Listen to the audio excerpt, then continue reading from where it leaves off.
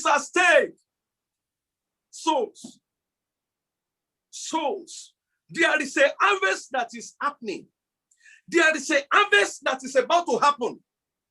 And let me tell you, ladies and gentlemen, there is no time in history, like the season we are in, that the whole world is being prepared for end time harvest. This is the time, this is the season of harvest. This is not the season of planting, where all the a lot of planting has happened in the past. There is serious harvest of souls. Hear me, ladies and gentlemen. A lot of souls are going to be harvested to hell. And many other souls will be harvested to heaven. What is at stake, ladies and gentlemen, is souls. What is at stake? Souls. Souls is at stake. That is the reason for the season that we are living in.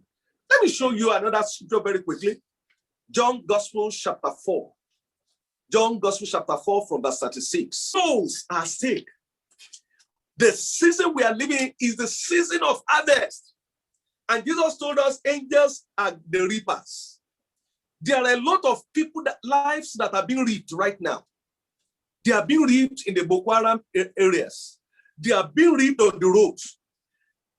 In my lifetime, I have never seen people die like I'm seeing them today. In my lifetime, I've never seen the kind of trend, the kind of pattern that we're seeing today. Why? Why is it so? Because this is harvest time. The reapers are working. God has planted the seed. Satan has planted the seed. There is a heavy harvest going on everywhere. What is at stake? Souls are at stake. Listen to what Jesus said in verse 36 of John chapter 4. He said, he that reapeth receiveth wages, and gathereth fruit unto a life eternal, that both he that soweth and he that reapeth may rejoice together. In other words, there's a category of people that sow, and there's another category of people that reap. Please take note of that. Jesus is telling us that joy, a time of rejoicing is coming for both those that sow and those that reap. Now look at verse 37. And he said, hearing is that saying true? One soweth, another reapeth. There is a season to sow and a season to reap. But that's not where I'm going. Where I'm going is verse 38. Now listen to what Jesus said. And I want everyone to hear this. Verse 38. Jesus said, I sent you, everyone under the sound of my voice, I sent you to reap that whereon you bestowed no labor. In other words, you are not the sower. You knew nothing about the seeds that were sown. You didn't know when the seeds were sown. Other men labored, and you are entered into their labors. What is at stake? Ladies and gentlemen, the season we live in, one of the things that are at stake is the labors of others in the past is at stake. Some people have labored in the past. Some people have planted seeds. Don't forget, I've told you that God planted seeds. Satan planted the seeds. But to a large extent, the seeds that were planted by human beings. When God was going to plant the seeds, he used human beings to plant the seed. I'm talking about all the evangelists of old that moved from town to town, from city to city. All the tele-evangelists, all the missionaries, people that came from Europe, the people that came from America, that came from different places around the world, all the people that left their father, their mother, their people, they went to other lands, they planted seeds.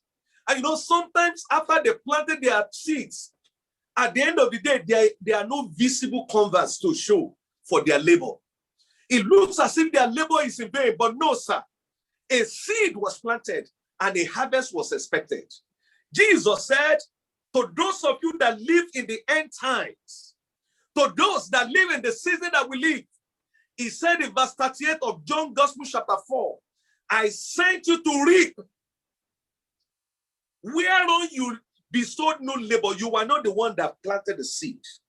Other men labored. Other men broke the grounds. Other men preached. Other men put all the efforts. They took the gospel. They carried the gospel light. Other men did it. But because the end of the age has come upon you, I am sending you to enter into their labors so that you can bring in the harvest. I am praying for somebody. May heaven not regret creating you for this time. May you not be a disappointment to this generation. May you not be a disappointment to heaven. What is at stake? Souls are at stake.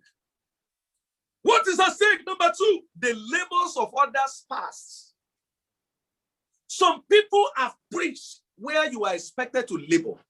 Ladies and gentlemen, there is no time, believe me, like the season we are in, when the kind of harvest that the world has never seen will be recorded.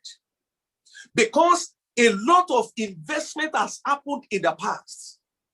God is expecting men and women who understand what it means to harvest. What is at stake is the labor of other people. Other people have labored and God does not want their labors to be in vain.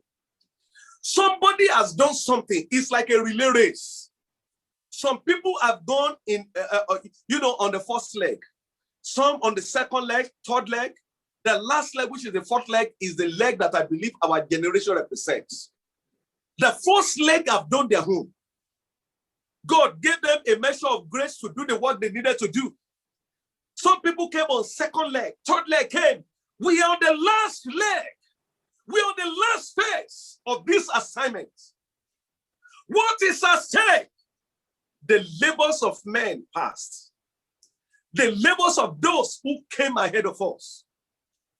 What is at stake, ladies and gentlemen? What is at stake is the price that Jesus paid for our redemption. Sir, it will be tragedy to imagine that the only reason why Jesus came, according to Luke Gospel, chapter 19, verse 10, he said, the Son of Man came to seek and to save that which was lost. The only reason why Jesus came from heaven to earth was to seek and to save. Listen to me. He didn't just come to seek and to save. He suffered. He went through pain that he should never have gone through. But for the simple fact that he wanted to redeem mankind. Sir, what is at stake? The price that Jesus paid is at stake. The blood that Jesus shed on the cross is at stake. A man that knew no sin, he became sin because he wanted to save. He wanted to redeem. He wanted to reconcile man back to God. That was what was at stake. Listen to me. If this generation perishes, God will not hold you guiltless. God will not say that you are free, that you have done well. What is at stake? The blood that Jesus shed on the cross is at stake, sir. The Bible calls it the blood of our redemption. The blood, the supreme price that was paid so that no human being should go to hell. That is what is at stake.